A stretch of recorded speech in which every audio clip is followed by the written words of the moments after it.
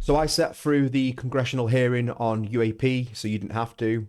There are a couple of really standout moments, one of them being this video I'm just about to share, which is classified footage, or former classified footage I've never seen before, of a Reaper drone firing a Hellfire missile at a UAP. Mind-blowing. Check this out. I now recognize Mr. Burlison for about 5 minutes.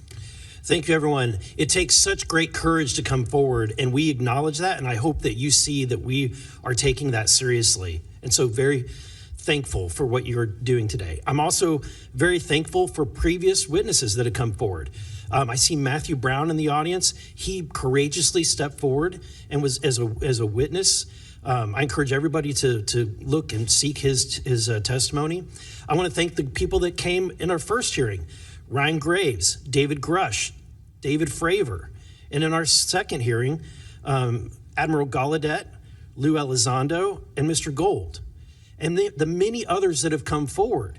We hear you, and it's time that we, enough is enough. It's time that we take action.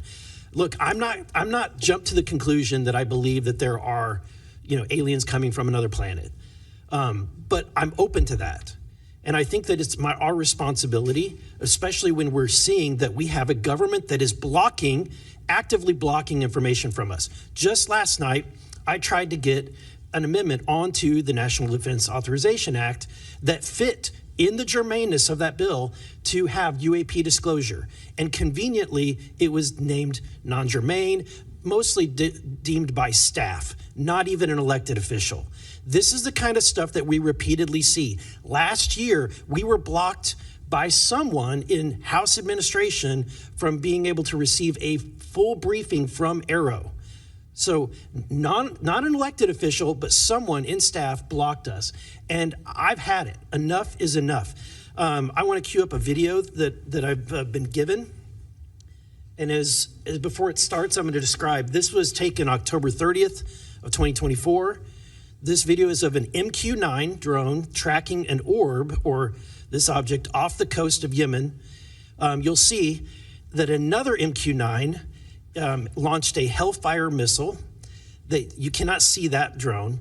And so I'm not going to explain it to you. You'll see exactly what it does.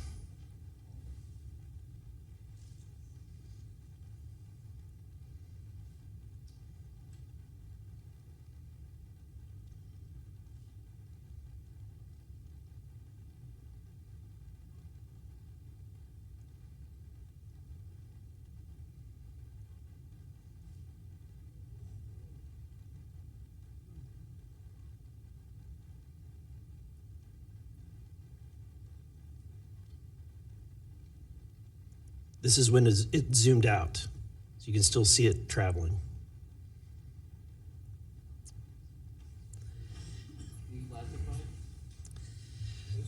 So, Mr. Knapp, have you heard about events like this occurring, and what information might you have? I have heard about events like this. I have heard about this event. Jeremy Corbell and I talked about it in one of our episodes a while back. We did not have the video, though. There are servers where there's a whole bank of these kind of videos that Congress has not been allowed to see, that the public hasn't been allowed to see. Occasionally, some of that stuff gets out in the wild, and it comes our way. It should be going to you. The public should be seeing this stuff. And why you're not allowed to, I don't know. But that's a Hellfire missile smacking into that UFO and just bounced right off. And it kept going.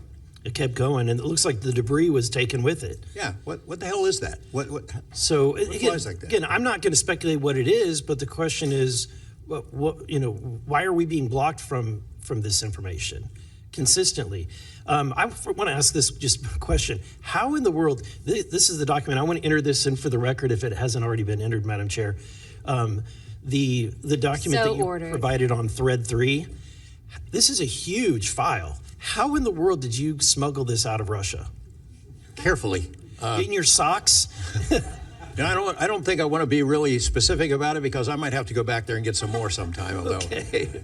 No, that'd be crazy to do that. Well, I took the top pages off that were stamped with a security signature, and I carried them out on my person, but the rest of them I just threw in my suitcase and threw some caviar in there as a distraction as well, and hoped for the best. Otherwise, I'd be a citizen of Siberia right now.